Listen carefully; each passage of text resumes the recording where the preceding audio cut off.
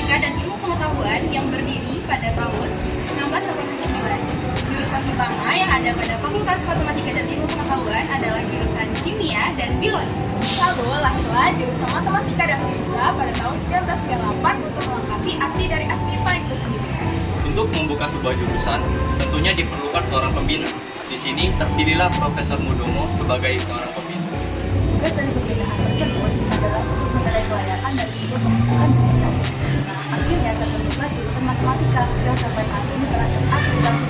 Adapun nama dan kedua jurusan Matematika dari tahun pertama hingga sekarang yaitu yang pertama ada Bapak Insinyur Warsono MSc PhD, yang kedua ada Ibu Insinyur Neti Herawati MSc PhD, yang ketiga ada Bapak Dr. Andes Rudi Ruswandi MSI.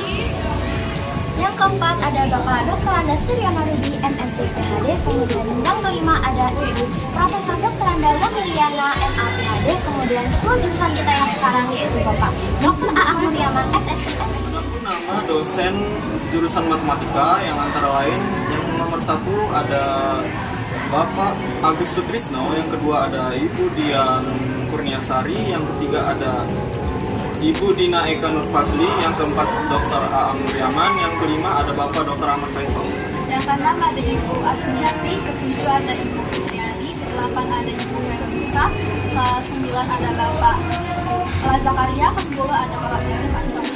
Yang ke-11 ada Ibu Noti Ragayu, yang ke-12 ada Ibu Dora Aziz, yang ke-13 ada Bapak Adi Setiawan, yang ke-14 ada Bapak Triyono Rudi, yang ke-15 ada Ibu Neti Herawati.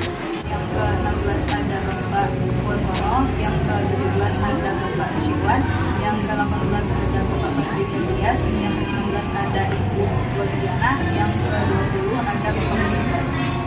Ke-21 ada Ibu Siti Lailatul Hasanah, ke-22 ada Ibu Widiarti, ke-23 ada Bapak Sudian Saidi.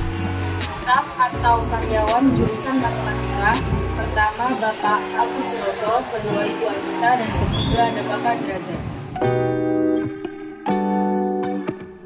Analisis SWOT adalah suatu metode perencanaan strategis untuk mengevaluasi faktor-faktor yang berpengaruh dalam suatu usaha untuk mencapai tujuan. Strength yang artinya kekuatan, weakness, kelemahan, opportunity, peluang, dan threat yang artinya ancaman baik itu tujuan jangka panjang maupun jangka pendek. Strength atau analisis kekuatan yaitu situasi ataupun kondisi yang merupakan kekuatan dari suatu organisasi ataupun perusahaan pada saat ini.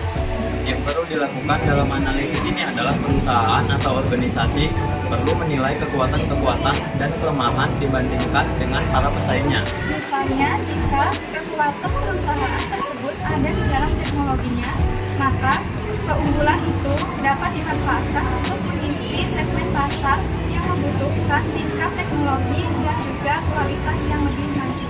Weakness merupakan cara menganalisis suatu kelemahan pada perusahaan atau organisasi. Atau juga ialah situasi atau kondisi yang menggambarkan kelemahan pada suatu organisasi pada saat itu. Ada peluang, kondisi yang merupakan peluang di luar organisasi ataupun perusahaan. Cara ini untuk mencari suatu peluang atau terobosan yang memungkinkan bagi suatu perusahaan Ataupun organisasi yang dapat berkembang di masa depan atau masa yang akan datang. Yaitu ancaman, cara menganalisis ancaman yang dihadapi oleh suatu perusahaan atau organisasi untuk menghadapi berbagai macam faktor lingkungan yang sudah menguntungkan bagi perusahaan atau organisasi yang menyebabkan kerugian. Jika tidak segera diatasi, ancaman tersebut akan menjadi penghalang bagi suatu usaha yang sedang berjalan, baik di masa sekarang maupun di masa yang akan datang.